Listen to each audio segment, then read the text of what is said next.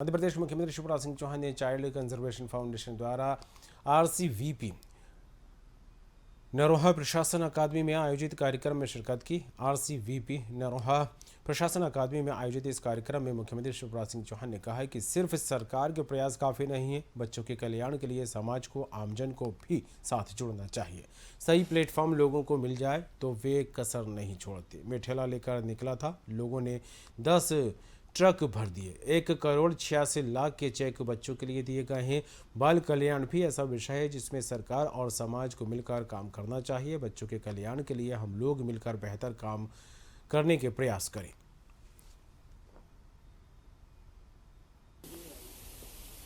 बच्चों के कल्याण का कोई कार्यक्रम हो और उसमें मामा ना आए, ये कैसे हो सकता?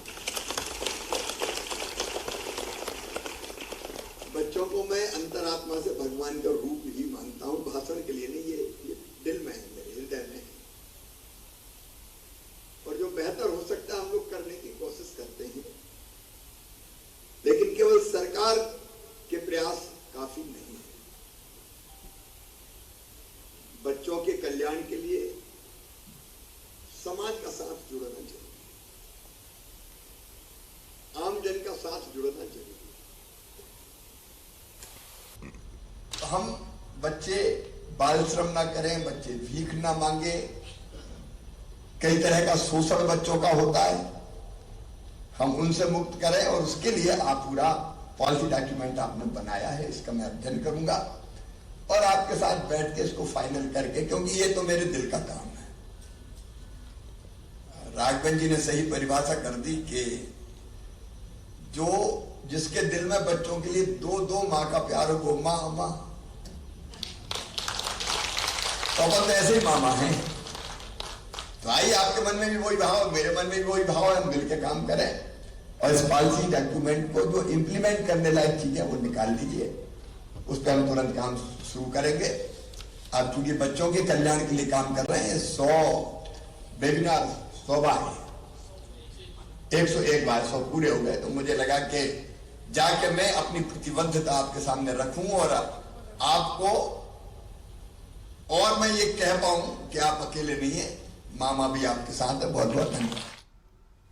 सीएम शिवराज सिंह चौहान ने सीमा सोलंकी से उनके घर पर पहुंचकर मुलाकात की और उनके स्वास्थ्य का हाल जाना। दरअसल सीमा सोलंकी को कुछ मंचलों ने सीटी बजाने और छेड़ने का विरोध करने पर उनके चेहरे पर ब्लेड मारकर घायल कर दिया।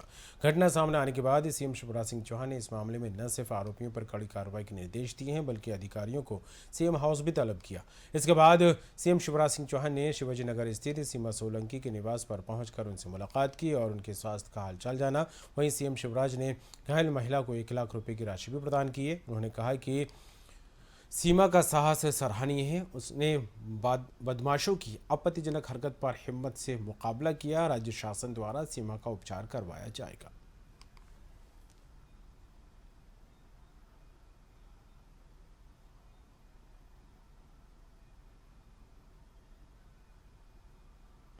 तो हिम्मत के साथ मुकाबला किया। सीमा का संपूर्ण इलाज हम कराएंगे। अभी डॉक्टर आए हैं, देखेंगे प्लास्टिक सर्जरी और बाकी क्या हो सकता है उसकी व्यवस्था करेंगे। और सीमा के साहस के लिए उसको 1 लाख रुपए का मैंने पुरस्कार दिया है। अन्याय सहन नहीं करना, अन्याय के खिलाफ लड़ना, इसकी प्रेरणा बनी है सीमा। मैंने बेटे बेटियों के बारे में पूछा, वो पढ़ते हैं, अभी यहाँ से दूर पढ़ते हैं। मैंने कलेक्टर को निर्देश दिया है कि अहमदाबाद, मतलब उस इलाके के बजाय आसपास ही उनका एडमिशन होगा। सीमा के पति पुताई का काम करते हैं, जिनने ये हरकत की है। ऑटो के लाइसेंस, अब जिंदगी भर ऑटो तो क्या कुछ भी नहीं चला पाएंगे वो, और बाकी कार्रवाइयां हो रही हैं। इसमें आज प्रातः माननीय मुख्यमंत्री महोदय द्वारा सभी वरिष्ठ अधिकारियों की बैठक आहूत की थी, जिसमें उनके द्वारा कठोर कार्रवाई करने के निर्देश दिए गए हैं। इस संबंध में सभी संभव कार्रवाइयाँ आरोपियों के विरुद्ध की जा रही है। मध्य प्रदेश में हम लोग किसी भी ऐसे प्रकरण में समुचित कार्रवाई करते हैं। कहीं भी यदि अवैध अतिक्रमण, शासकीय भूमि पे कब्जा या इस प्रकार की कार्रवाई भी इनके द्वारा की गई है तो उसमें भी पूरी कार्रवाई की जाएगी। मध्य प्रदेश के गृह मंत्री डॉक्टर अमित शाह ने दतिया में लोगों से मुलाकात कर उनकी समस्याएं सुनी और निराकरण का आश्वासन भी दिया। इसके साथ ही गृह मंत्री डॉक्टर अमित शाह एक निजी प्रतिष्ठान के कार्यक्रम में शिरकत करने पहुंचे और फीता काट कर प्रतिष्ठान और कार्यक्रम का शुभारंभ किया। आपको बता दें, मध्य प्रदेश में पंचायत और निकाय चुनाव होने वाले हैं और ऐसे में मध्य प्रदेश के गृह मंत्री डॉक्टर अमित शाह लगातार जनता से संपर्क कर रहे हैं।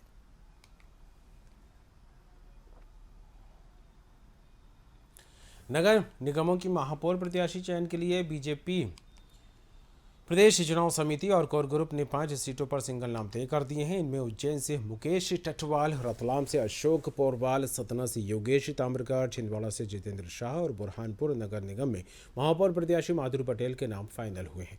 भोपाल, इंदौर और ग्वालियर में बड़ा पेंच फंसा हुआ है। ग्वालियर के नाम पर केंद्रीय मंत्री नरेंद्र सिंह तोमर और ज्योतिरादित्य सिंधिया के बीच सहमति बनाने के प्रयास किए गए।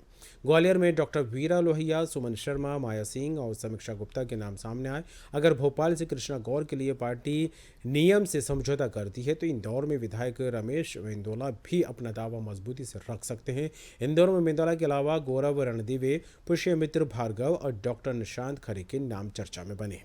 इसी तरह जबलपुर के लिए कमलेश अग्रवाल, डॉक्टर जितेंद्र जामदार और अभिलाष पांडे के नामों का जिक्र भी पुरजोर तरीके से हो रहा है। वहीं सिंगरौली में वीरेंद्र गोयल की दावेदारी सामने आई।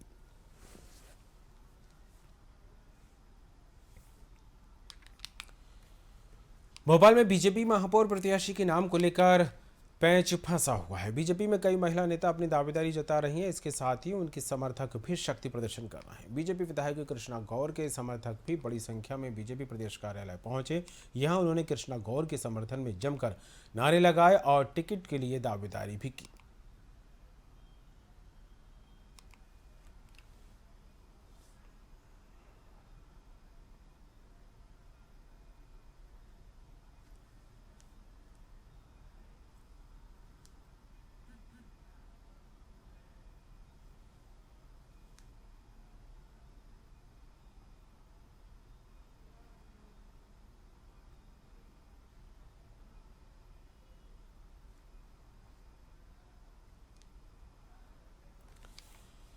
सतना से बीजेपी सांसद गणेश सिंह बीजेपी प्रदेश कार्यालय पहुंचे। यहां उन्होंने सतना से उनके भाई भी महापौर पद के लिए दावेदारी कर रहे हैं, इस बात को लेकर कहा। वहीं भाई को टिकट न मिलने और अन्य दल से चुनाव लड़ने पर गणेश सिंह ने इनकार करते हुए कहा कि बगावत जैसी कोई बात नहीं है। पार्टी जिसके नाम का भी ऐलान करेगी सभी कार्यकर्ता उम्मीदवार को जिताने के लिए मैदान में जुट जाएंगे।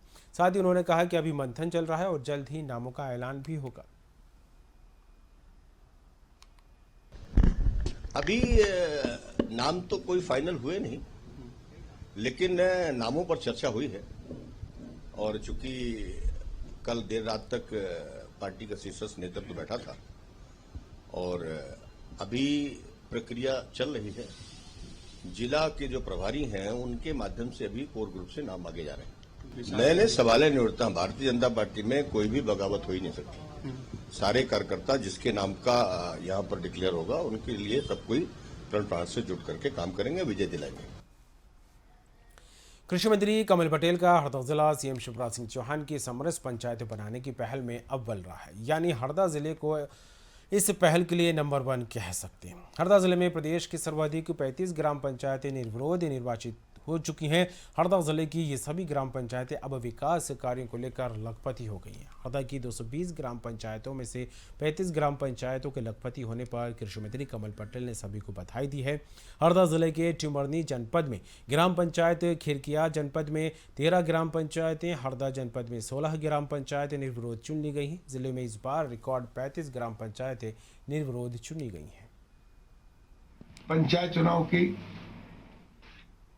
फॉर्म वापस लेने की कल आखिरी तारीख थी 3 मई तक, और हरदा जिले में ग्राम पंचायत 220 हैं, उसमें से 35 ग्राम पंचायत निर्विरोध निर्वाचित हुई है, सरपंच पंच सहित। उसके लिए मैं 35 ही ग्राम पंचायत के मतदाताओं को, नागरिकों को बहुत बहुत बधाई और शुभकामना देता हूं। और जो नव निर्वाचित सरपंच सहित सभी पंचों को, भाइयों बहनों को बहुत बहुत बधाई और शुभकामनाएं। माननीय मुख्यमंत्री शिवराज जी ने जो आह्वान किया था समरसता का कि निर्विरोध निर्वाचित होकर आएंगे, सामाजिक समरसता बनाए रखेंगे, गांव में एकता रहेगी, उस आह्वान पर हमारे हरदा जिला छोटा सा जिला है, लेकिन 35 ग्राम पंचायतें निर्विरोध निर्वाचित करके एक नया रिकॉर्ड बनाया। इसके लिए मैं उनको बधाई देता हूं। उज्जैन में अखाड़ा परिषद के महामंत्री हरिगिरी महाराज ने साधु संतों के साथ महाकाल मंदिर के दर्शन किए। बाबा महाकाल के दर्शन कर देशवासियों की सुख समृद्धि के लिए कामना की। इसके बाद अखाड़े के संतों ने महाकाल वन प्रोजेक्ट के 750 करोड़ रुपए से बनने वाले कॉरिडोर का भी निरीक्षण किया। महामंत्री ने कहा कि महाकाल की नगरी में विश्व से लोग आएंगे, जिससे उज्जैन का विकास होगा।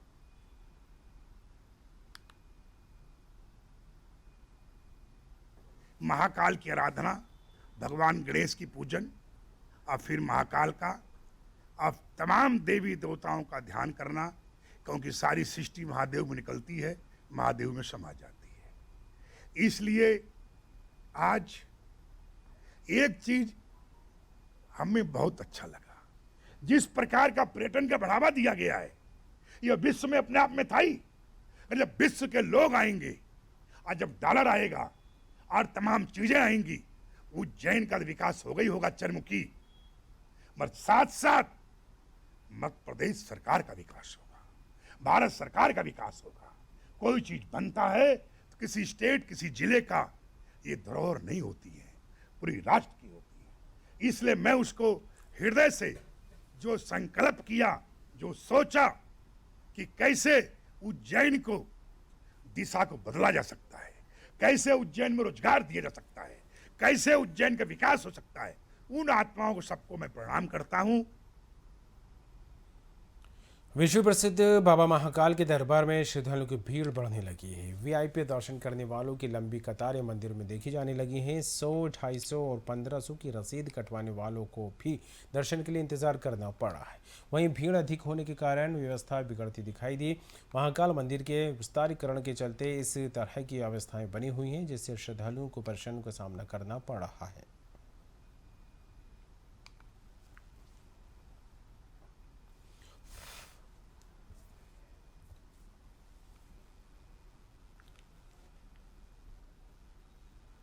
खेलता भोपाल के तहत न्यूज़ वर्ल्ड की टीम ने टीटीनगर स्टेडियम के अत्याधुनिक जिम का जायजा लिया। यहां वाटर स्पोर्ट्स सेलिंग के खिलाड़ी अपने कोच की देखरेख में वर्कआउट कर रहे थे। सेलिंग के लिए मुख्य रूप से थाई फॉर आर्म्स, ग्रिप और कोर मुख्य एक्सरसाइज होती हैं। कोर एंड लेग्स वह एक्सरसाइज है जिसे सबसे ज़्यादा करना होता है।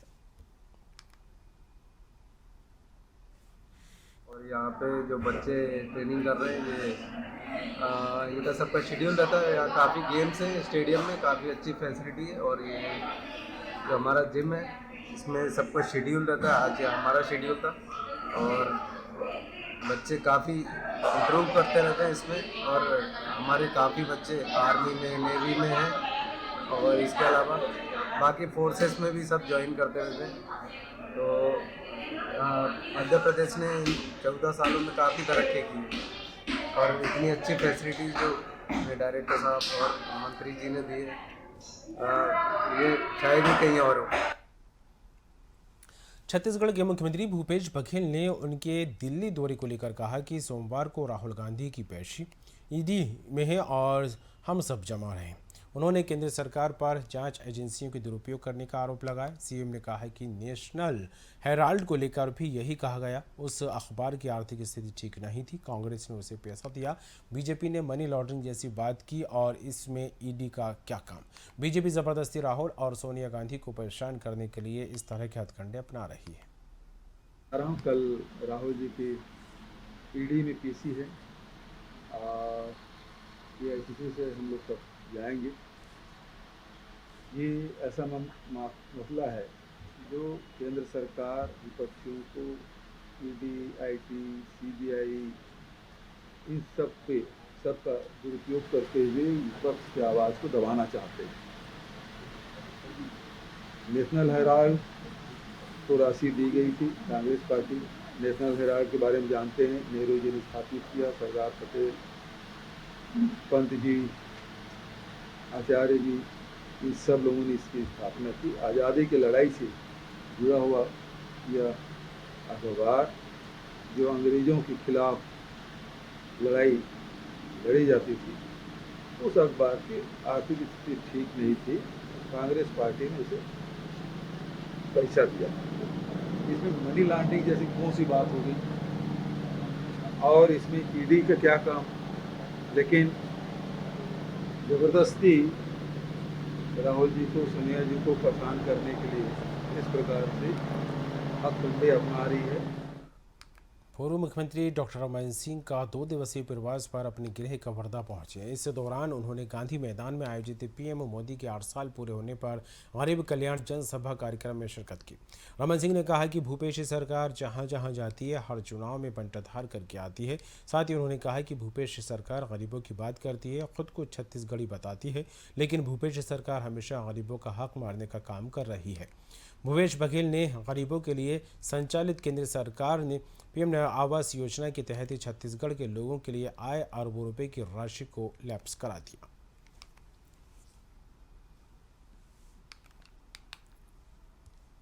ऐतिहासिक कार्यक्रम कवर्धा में हुआ है, जो हमारे हितग्राही उनका सम्मेलन गरीब कल्याण मिशन पर बनाते हैं। इसमें प्रधानमंत्री जी की जितनी योजनाएं हैं, वो चाहे आवास की योजना है, चाहे वो हमारे आयुष्मान भारत की योजना है, चाहे उनके लिए हितग्राहियों के लिए जो विभिन्न प्रकार की प्रधानमंत्री योजनाओं में जो लाभ मिलता है, हितग्राहियों का आज सम्मेलन भी था। और 8 साल की विकास यात्रा, जिसमें मोदी जी ने एक अद्भुत कीर्तिमान स्थापित किया है। इस प्रकार देश में जीडीपी में ग्रोथ हुआ है, इस प्रकार देश के पर कैपिटा इनकम 70,000 से बढ़कर 1,63,000 हो चुका है। इस प्रकार इंडियन जो हमारे फॉरेन करेंसी का बैलेंस है, उसमें वृद्धि हुई है। और जो ग्रोथ आज हिंदुस्तान में सभी सेक्टर में दिख रहा है, वो मुझे लगता है कि अपने आप में कीर्तिमान है। मोदी सरकार के 8 साल पूरे होने पर रायगढ़ में भारतीय जनता युवा मोर्चा ने विकास तीर्थ यात्रा के नाम पर बाइक रैली निकाली। मोर्चा के सदस्यों ने बाइक रैली में के माध्यम से मोदी सरकार की उपलब्धियों को आमजनों के बीच पहुंचाने का काम किया। भारतीय जनता युवा मोर्चा जिला अध्यक्ष उमेश अग्रवाल के नेतृत्व में यह रैली निकाली गई। इस बाइक रैली में भारतीय जनता युवा मोर्चा के कार्यकर्ता और पदाधिकारी उपस्थित रहे।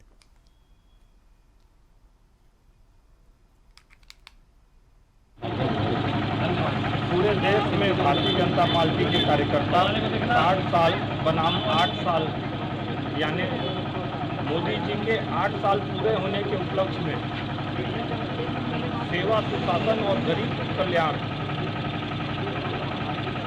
की अवधारणा को घर घर तक पहुंचाने के लिए हम अनेक कार्यक्रम कर रहे हैं। और उसी तारतम्य में जिले के सभी 5 विधानसभा में युवा मोर्चा के द्वारा विकास तीर्थ बाइक रैली निकाली गई है। हम इस कार्यक्रम के माध्यम से यह बताने का प्रयास और कोशिश कर रहे हैं कि अगर शीर्ष नेतृत्व, भारत को नेतृत्व प्रदान करने वाला नेता अगर सक्षम और मजबूत हो, तो वो किस प्रकार अपने देश को विश्व के मानस पटल पर शीर्ष स्थान पर स्थापित कर सकता है।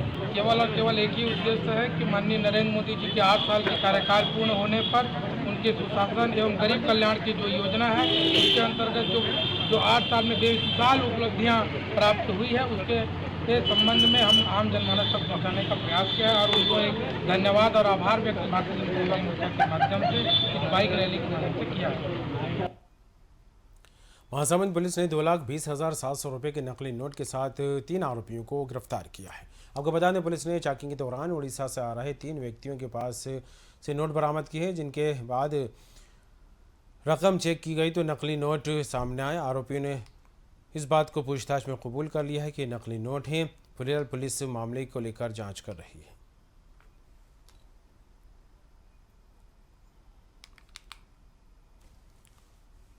कोरिया ज़िले के एक गांव जहां बूंद बूंद पानी के लिए लोग तरस रहे हैं। हम बात कर रहे हैं मनिंदरगढ़ विकासखंड के बोडे बेहरा गांव की। यहां पानी की समस्या सालों से बनी हुई है। इस वार्ड में महिलाएं तुर्रा का पानी पीने के लिए लगभग 2 किलोमीटर का सफ़र तय करती हैं। इसके अलावा कोई पानी का स्रोत ना होने के चलते इस पर ही उनकी निर्भरता बनी हुई है। और बरसात में तो ये समस्या और ज़्यादा बढ़ जाती है, क्योंकि तुर्रा का पानी में मिट्टी ज़्यादा मिलने लगती है और कपड़े से छानने के बाद भी ये पानी साफ नहीं होता। ग्रामीणों ने बताया कि सरपंच और विधायक से सड़क पानी को लेकर गुहार लगाई गई, कई बार मांग की गई, लेकिन आदिवासियों को ना ही सड़क मिली और ना ही पीने के लिए पानी मुहैया कराया जाता है। हम लोग के यहाँ समस्या है, खासकर रोड का है और पुल का है और पानी का है। ना तो वहाँ हेडपम्प है और ना तो कुआं है, और नाला का पानी पीते हैं हम लोग, झरिया का, तुर्रा का। उसमें भी जाते हैं तो बरसात में कीचड़ में गिरते हो पड़ते लाते हैं, कीचड़ कांदो रहता है तो बिच्छल स्लिप खाता है, और उसमें भी दिक्कत होता है। और बच्चों को पढ़ाने लिखाने के लिए ले जाने लाने में भी दिक्कत होता है। और पाराडोल ग्राम पंचायत के एक पारा में, एक पर्टिकुलर पारा जो कि मुख्य गांव की बस्ती से जो है 2 किलोमीटर दूर लोगों ने अपने घर बनाए हैं, उसके अंतर्गत पानी की कुछ समस्याओं के बारे में जो है ध्यान आकृष्ट किया गया है। इसमें EPHE से जो है चर्चा हुआ है। जल जीवन मिशन के तहत इनकी जो प्रशासकीय स्वीकृति है उसकी कार्रवाई कर दी गई है। शीघ्र ही वहाँ पे काम चालू होगा एवं मूलभूत जो सुविधाएं हैं वो उपलब्ध कराई जाएंगी। सूरजपुर में झमाझम बारिश से आम लोगों को कुछ राहत मिली है। एक और पिछले कई दिनों से ज़िले का तापमान 40 डिग्री से ऊपर रहा, तो वहीं बारिश के बाद लोगों को गर्मी से, तपिश से राहत मिली है। इस बारिश ने किसानों के चेहरे पर भी खुशी ला दी है। इस साल रिकॉर्ड तोड़ पर गर्मी पड़ने के बाद निश्चित ही ये बारिश की बूंदें आम लोगों के लिए बड़ी राहत बनकर आई हैं।